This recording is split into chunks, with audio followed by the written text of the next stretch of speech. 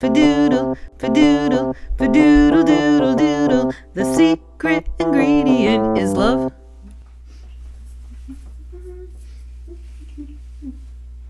Oh, hi.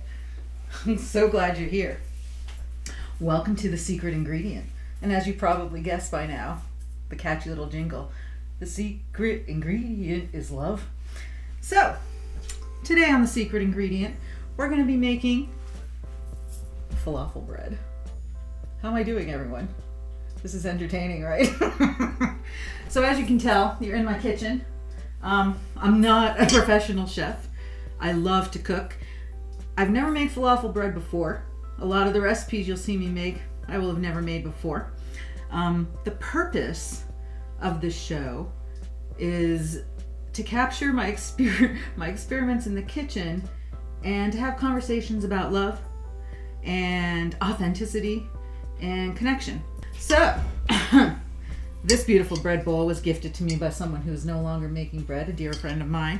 It's had many, many magical loaves made inside.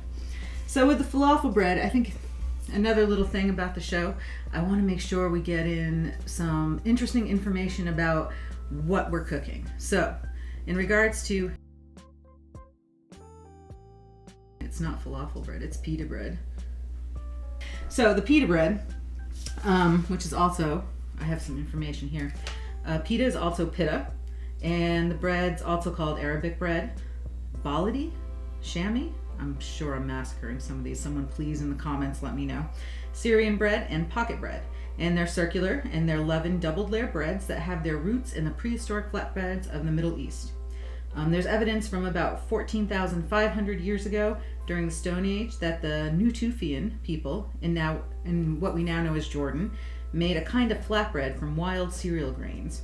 So here we go. So our first ingredient, and yes, I work off a recipe. The first ingredient is 1 cup lukewarm water. You don't want your water too hot because when it mixes with the yeast, it'll kill the yeast. So lukewarm. Waiting for the water to get warm. We're in Vermont. It's cold here. All right, 1 cup, lukewarm. I'm wondering if it's too cold. If you're wondering why I'm sitting here with my finger in the cup, we're going for it. 1 cup, almost lukewarm water, in a large mixing bowl. Now we're gonna add our yeast and our sugar. Yeast. And we need 2 teaspoons of active dry yeast. You know, when I'm in the kitchen, I usually have music playing and I'm singing and dancing. So this is a challenge, folks, because I really like to listen to music while I cook. All right, so we have 2 teaspoons of the active dry yeast, and now we're gonna put in a 1/2 teaspoon of sugar. Because you know why? Life is short. Make it sweet. This is a 1/2 teaspoon. All right, 1/2 teaspoon sugar. And now we stir to dissolve. Stirring, stirring, stirring to dissolve the yeast. We're stirring. Let's see. There it is. Stirring, stirring, stirring to dissolve the yeast. All right. She wonders, is this dissolved? It's all one big experiment, people. All right. Now we're going to add the whole wheat flour. It's about 1/4 cup. The good thing is I can always make another batch, right? So then I typically just do that to even it out. 1/4 cup, whole wheat flour. Did you think the theme song was catchy? I did. All right, so then we're gonna put in 1/4 cup of the whole wheat flour, of the all-purpose flour. So we're reserving some of the flour. There's actually 2.5 cups total that go into this recipe, but we're starting with 1/4 cup and reserving the rest. Boy, cooking with all of you is different than cooking alone in here. I hope this is entertaining. Sound effects brought to you by me. All right. When do we get to the part about talking about love and authenticity? I don't know. It'll come up naturally, I think.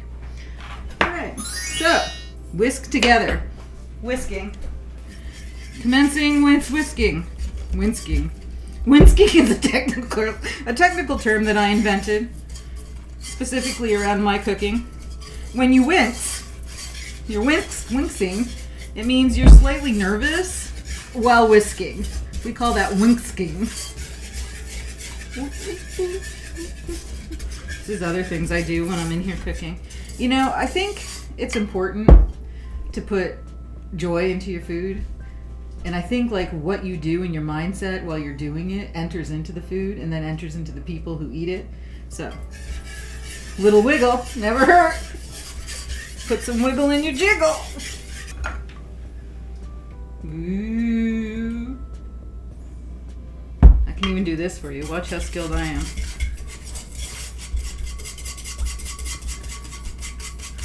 For all of you who do this like on a professional level, don't judge. Judgment is not needed. All right.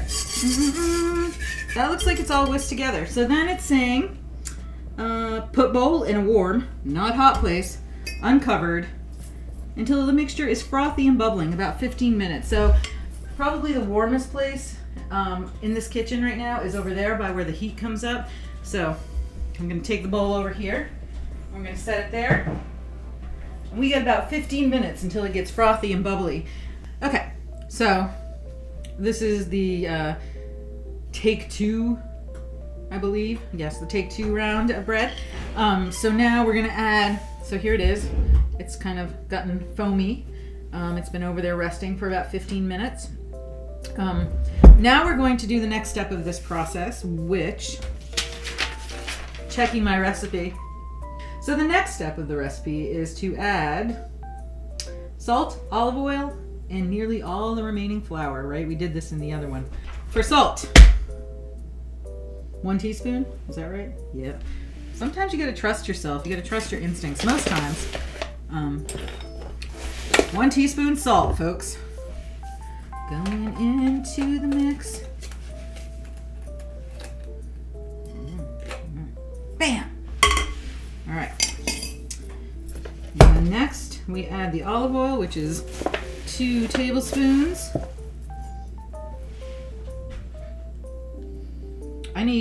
I would really like some really amazing olive oil. So if anybody out there wants to send me some really amazing olive oil, I'll say yes. Say yes when the universe offers you gifts. Okay, so next we're going to be putting in, we've got our olive oil, our salt, and all the remaining flour except for the 1/2 cup of reserve flour, which means right now we're going for a 1 3/4 cups. All right? See, I'm starting to memorize it. Only 2 times through. It gets easier each time, you guys. Leveling off the flour, leveling off the flour.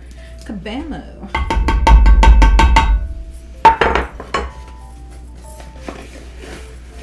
I need another song to sing.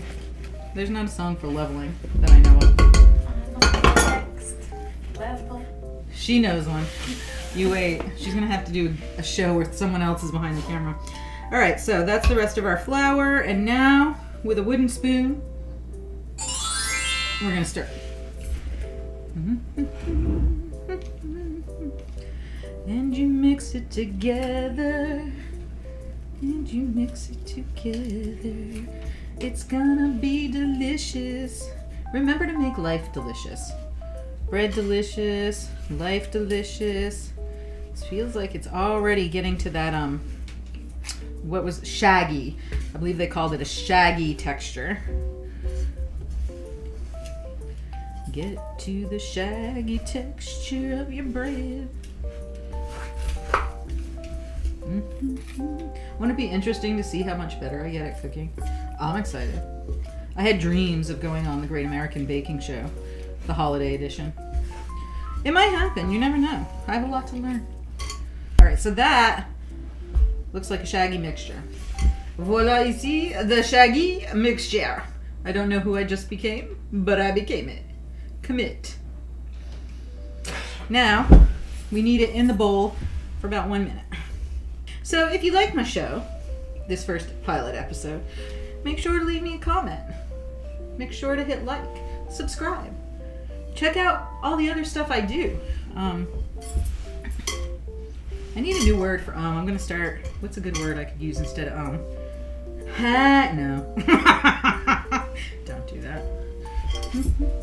So it's starting to come together. I'm gonna go around the bowl and get all the shaggy bits that are left. It's almost there. And then we get to put it on the table and knead it, which I think is where we're at right now. So I get to do the fun part again. You ready for this? I'll be right back. So here we are at that fun part again, ready? Look at how just more skillful I am at that. What I really want is to do it so that it flares across the table like I've seen on television. All right, now we need, I think it's for a couple minutes, right? Dust with a little reserve flour, then knead in the bowl for a minute. We did that. Incorporating stray bits, we did that. Turn the dough onto the work surface and knead lightly for 2 minutes. That's what we were looking for. Lightly kneading. I need you lightly. Oh my God, you guys. Filling space. Yep. Put the laughter in the bread.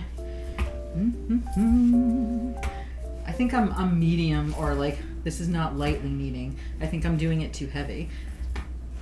We'll find out. Okay, here we have our dough. We're gonna put it in a bag and we're gonna let it rest for 10 minutes. We'll see you later.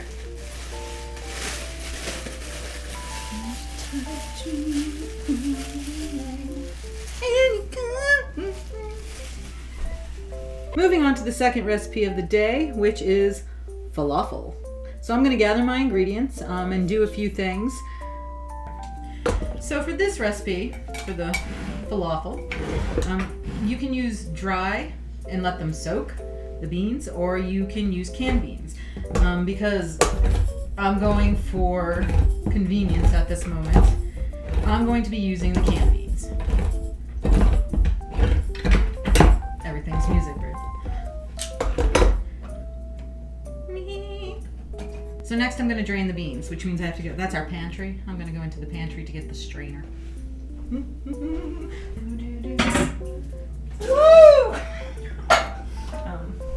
Next can. I'm making a double batch. The intention was to feed my son and his girlfriend and, well, my granddaughter will be here, but she's too young to eat this. And Sammy, who is behind the scenes. There she is. And my husband, who's busy working in the other room. But I don't think we're gonna have time to make all of these recipes today. So we shall see. All right, while those are draining, I'm gonna come over here and check the next part of the recipe. We need 1 large onion. It says you can use any kind. I have half of the leftover red onion from the homemade pizza I made last night, so I'm gonna cut that up, and I'm gonna use a very small white onion too. Hold on while I gather those. Gathering! Gathering is an important thing that I do, which also involves singing to you from inside the pantry. Here we have our handy dandy big cutting board. So like I said, I'm going to use a half a red onion and a half a red onion and a full yellow onion. Now again, I'm going to remind you, I'm not a professional chef or cook, so the techniques that I use might look different than some of the other ones you see, but I think it's better to try it and see what happens than not. Did I mention when I made a list of people, or I gave a list of people who were going to be joining me for episodes? My husband will also be joining us to cook some meat outside. He's the meat master. Okay.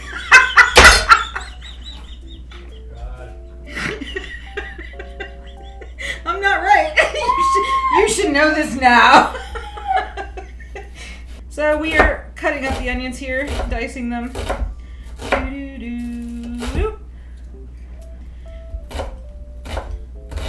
So, one little thing, you don't want to cut fingers, right? That's not good. So you want to keep your hands like this if possible.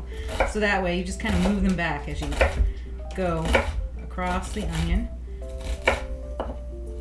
My dog just joined us in the room. It's almost near her lunchtime or her dinner time.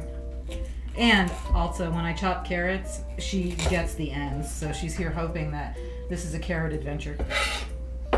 No carrots for you, my friend.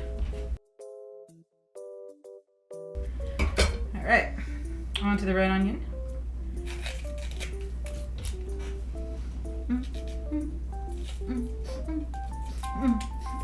All right, here we go.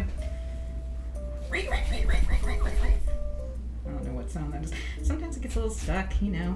You make do.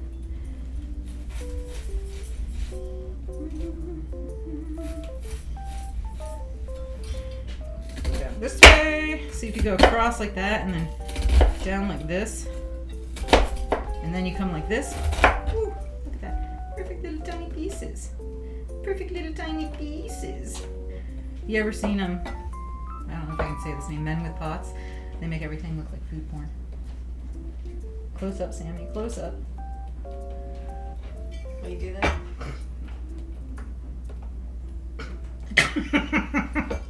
So maybe while you're watching along right now, you want to sing my theme song so it becomes ingrained in your memory. Padoodle, padoodle, padoodle, doodle, doodle. The secret ingredient is love. All right, here we have our onions ready to go. Parsley. We need, for a single recipe, we would need 3 cloves of garlic. However, we're doubling this. So this is where I keep my garlic. We're gonna use 6 cloves. Now, if you know me, you know I typically cook with a ton of garlic. 4, 5. And last but not least, 6. That's right, 6 cloves of garlic. I had to.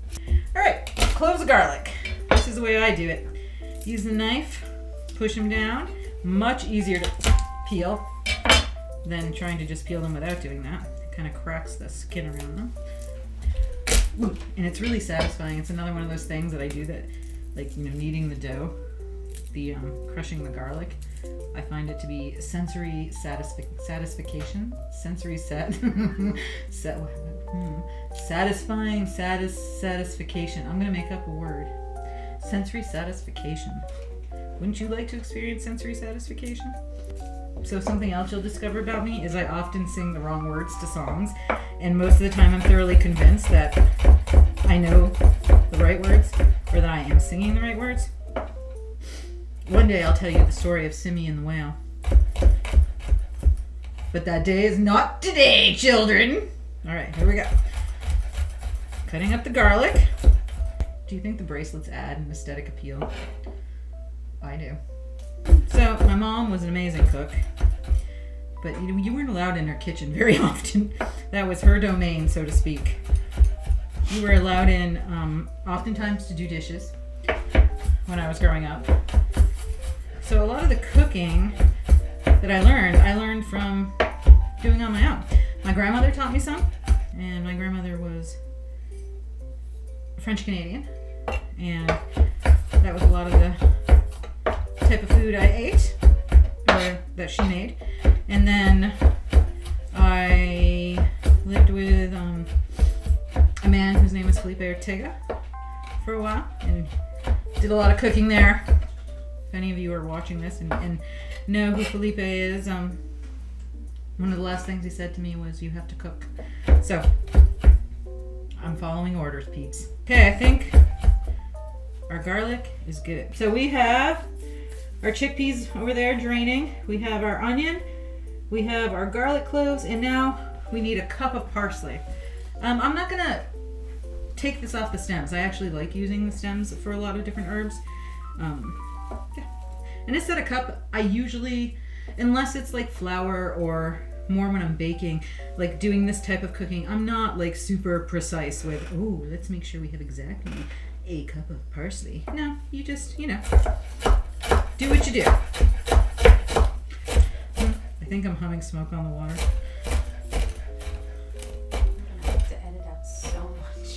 Why, you can't say names? You can't sing songs. You can't hum a song that's from an artist? songs, yeah. Okay, get this on camera. Shock. Like, okay, I understand, like, not being able to, like, but, like, humming a song, really? That can't be. I refuse to believe it.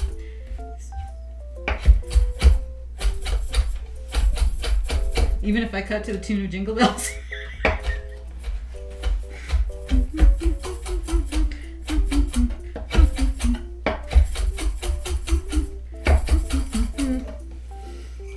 Alright. Push this to the side. That smells amazing. So we have some parsley.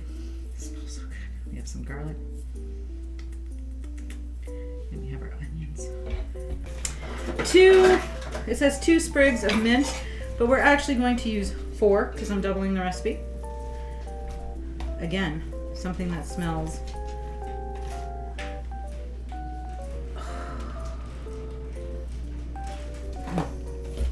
love you, mint. We're going to take these off. We're making the falafel. We're gonna cook it up. We're making the falafel. Delicious, delicious sup. And we're gonna cut up our mint. I find it's easier to kind of roll it like this. Zoom in. To roll it like this to kind of gather it into like one concentrated, and then go. The sound effects are important. Taking that back, rolling up the parts that I didn't get before. Same thing.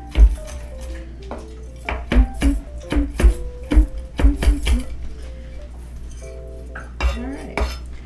Now I think that's all of our fresh ingredients, our produce. So now we're up to the part where we need a food processor. Unfortunately, I love my house and I love my kitchen and I love my life, but this kitchen is not large enough to have everything I need right out and about. You want to take a scan of the kitchen? Just, you know. Whoa, up. Ooh, back again. Eee, that way. Kitchen tour. Kitchen tour. So the reason I tell you this about my kitchen is because I need to go get the food processor, which is in the pantry. So I'll be right back. So the other thing, because this is a 100-year-old house, which hasn't been modernized so much, when I bought it 5 years ago now, it still had knob and tube wiring. So you'll see up in the corners, up there, up at the top where there's a hole, that is where all of the knob and tube wiring, well, in this room, was pulled so that I can update the electricity. So one thing we don't have a lot of in this house are outlets. All right, so the next step, now that we've moved over here to a plug situation, is to use the food processor to mix a majority of our ingredients together. So there go the chickpeas, aka garbanzo. And now I'm stepping over my dog, who likes to think she's helping. And I'm getting, maybe I'll just bring this over. Let's see how this goes. Woo! All right, so here we are with the rest of the fresh ingredients. So we're gonna put the onions in as well. Boop. Boop. Slow motion. Listen to that sound. That was my dog's stomach. All right, and next, the garlic. I think the parsley goes in now too. We're just gonna go for it. Go for it. Include your parsley. I went to Catholic school when I was young. That sounded almost like a Gregorian chant, did it not? All right. Here we go. Fun part. Plug your ears. So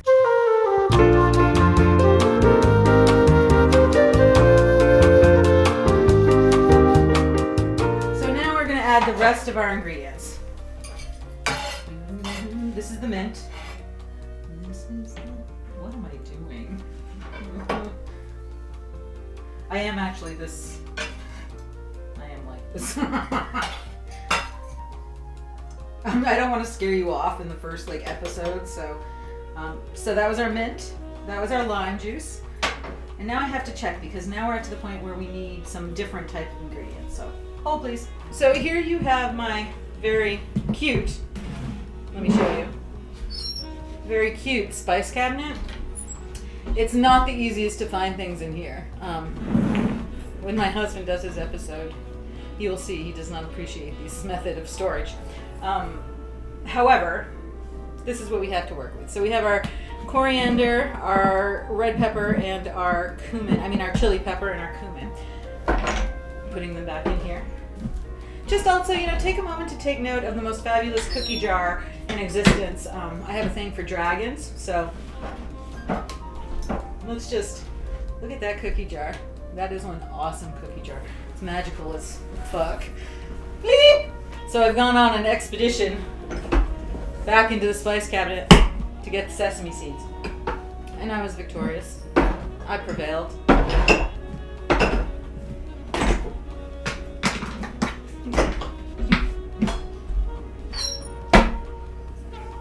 Alright, so the other ingredients that we need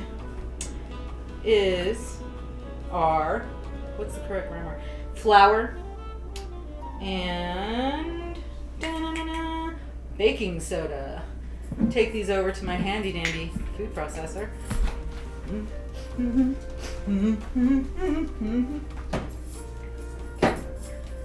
have all our ingredients here. Now I'm going to go get the flour.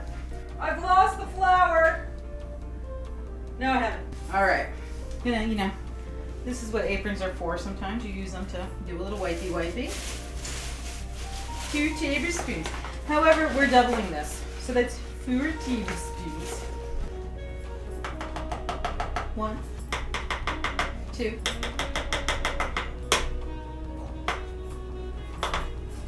That's it for our flour. I'll be right back. We now need 2 teaspoons of coriander, 2 teaspoons of cumin, and a half a teaspoon of red chili. We're going to do our 2 teaspoons of coriander.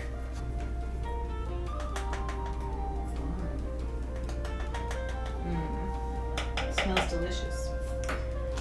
There's nothing like walking into a house that has food cooking, the smell, to say welcome. Oh, that smells so good. The cumin smells delicious. That was a big chunk, which means we're not going to quite do. There we go. Sometimes, you do the best you can. Okay, and now we're down to the red chili, and the red chili we only need a half a teaspoon for. So I'm only going to fill this halfway. Again, I'm not the most exact, precise cook a lot of the time. The other thing we need to put in here before we blend again is 2 teaspoons of sesame seeds. Alright. Now we're ready for another round of close your ears, everybody. Ooh.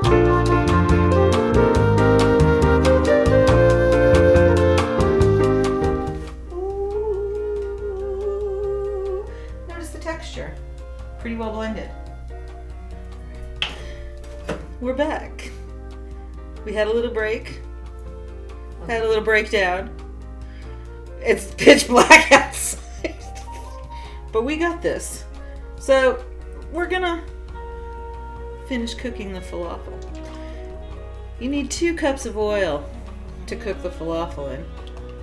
I'm using a canola oil for this part. So here we have our falafel dough that's been resting in, it's supposed to be in the refrigerator, but because it's Vermont and it's January, our enclosed porch works as one as well. So it's been resting in our enclosed porch in a cool environment for about 20 minutes. Now we're going to form the balls. We're going I'm really tired. We're going to make the balls. And then we're going to heat the oil and we're going to cook the falafel in the oil. And I'm just gonna go for it. I just washed my hands, by the way. So, forming into a ball, rolling, rolling, rolling. Make those puppies round. Keep those. Oh, you know what? A little history on the falafel. While the exact origins of the falafel are not really known, there are many popular theories. Most of the theories agree that the falafel was developed in Egypt. Falafel was originally made with fava beans and not garbanzo beans. I feel like at this point I'm going to turn the oil on and start to let it heat up. I feel awfully close to the camera. I'm going to start to heat the oil up so that when we have our balls made here, they can go in for some frying action. All right, here we go. Why is it not? Interesting. Oh, there we go. I'm trying not to overcrowd the pan. It's something I end up doing more than I would like. I'm an overcrowder, folks. Want to check timing here. 2 to 3 minutes. All right, great. All right, so we're going to turn. They're not quite like the golden brown I'm looking for yet. And I definitely put more than this. I'd put 3 or 4 in here at one time. It's a big thing.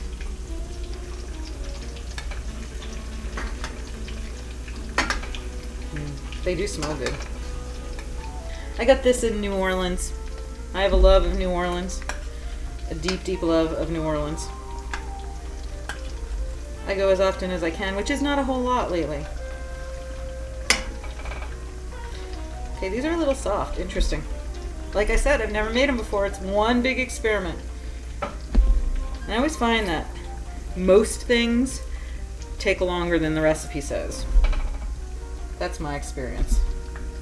Wow, this is really not cooking the way I would hoped it to. Fry, please fry, fry away. Why? Why? Let's see, how are you doing? No. Really? Is it supposed to take this long? I don't think so. I'm confused. They're supposed to be really crispy. We might have to do it. Yeah. Just zoom in. I'm not sure what's happening in here. Wow, they're very soft. Why? Why are my falafel not cooking? They're like kind of falling apart. What have I done wrong? I'm not sure. Oh, there we have some brownage. Not a lot. Right there, there's a little brownage right there. See that color? I'm just gonna be patient. Patience is something that I've had to practice in life. It didn't come to me easily.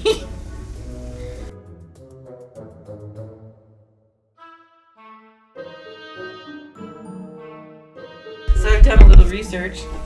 My research that I just did says you should never use the can. You should always start with the dry. Using the can, there's too much moisture in the garbanzo bean, and so then when you go to fry it, it's too wet to kind of fry upright. So this is a lesson learned. This is one of those things that I told you, like, it doesn't always come out right. I don't know what it's going to taste like, but it's going to taste like mush. Yeah, it's really falling apart. So everything I just read talks about it being too wet, and that coming from using wet canned chickpeas instead of dry ones. So lesson learned. This is what we have for a result of our efforts. And we'll try again. All right. As we close up this evening, I want to say, do it with love, no matter what. Even if it doesn't come out right and you can't feed it to anybody, it's important you do it with love. On to the next episode. That's a no doer right there.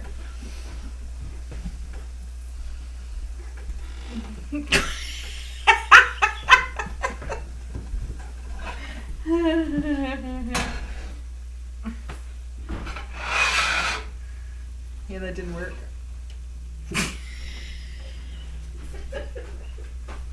Fadoodle, fadoodle, fadoodle doodle doodle. The secret